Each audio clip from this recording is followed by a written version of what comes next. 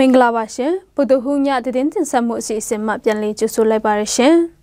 ယနေ့ညတင်ဆက်ပေးသွားမယ့်တဲ့အကြောင်းအရာတွေကတော့တနိုင်းမြို့ရွှေမော်ဘက်ကပဖိုးတွေကိုမိရှုဖြစ်စီလိုက်တဲ့တဲ့နဲ့ Majayan College မှာ program အတစ်တုံးခုထပ်တိုးတင်ကြားနေတဲ့တဲ့တွေကိုကျွန်မမွန်းကြကနေတင်ဆက်ပေးသွားပါမယ်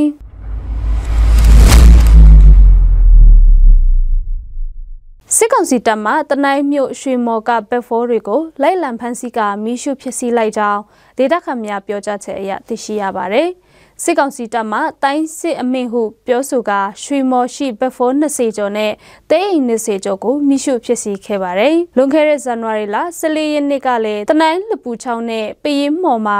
စစ်ကောင်စီတပ်နဲ့ဝါရာဇုပြည်သူစစ်တပ်တို့ပူပေါင်းကလူအင်အား100ကျော်ဖြင့်ရွှေမော်ရှိစစ်ပစ္စည်းများကိုဖမ်းဆီးခြင်းတဲအိမ်များကိုမိရှုဖြစ်စီတာတွေပြုလုပ်ကြောင်းလည်းသိရပါတယ်။စစ်ကောင်စီတပ်မှယခုရက်ပိုင်းနေ့တိုင်းဆိုသလိုကောင်းစဉ်အမျိုးမျိုးတပ်ကလုပ်ငန်းရှင်တွေထံမှပတ်စံတောင်းခံတာတွေရှိပြီးမပေးဆောင်ပါကစစ်ပစ္စည်းများကိုတင်ယူကမိရှုဖြစ်စီတာတွေပြုလုပ်နေကြောင်းလည်းဒေသခံများပြောပြချက်အရသိရပါတယ်ရှင်။မိုင်ဂျိုင်မြို့မှာဖွင့်လှစ်တင်ကြားနေတဲ့ Majayan College မှာယခုနှစ်2023ပညာသင်နှစ်ကနေစတင်ကယခင်ကတင်ကြားနေတဲ့ program 5ခုမှာ program အတစ်3ခုထပ်တိုးတင်ကြားသွားမည်ဖြစ်ကြောင်းကျောင်းတာဝန်ရှိသူတမှသိရှိရပါတယ်။ထပ်တိုးတင်ကြားသွားမည့် program အတစ်တွေကတော့တရားရေးရာနဲ့ဆိုင်တဲ့ law Chinese language program chemistry ဘာသာရပ်များဖြစ်ကြောင်းသိရပါတယ်။အရင်ကတင်ကြားနေတဲ့ program တွေကတော့ Bachelor of Science in Computer Bachelor of Art in English Bachelor of Art in Environment Bachelor of Art in Development Studies Bachelor of Art in Politics တွေဖြစ်ကြောင်းသိရပါတယ်။နိုင်ငံရေးအခြေအနေမတည်ငြိမ်ဖြစ်နေပေမဲ့ပညာရေးကိုရထားလို့မရတဲ့အတွက်ကြောင့်တင့်တော်တဲ့နီလန်ဖြင့်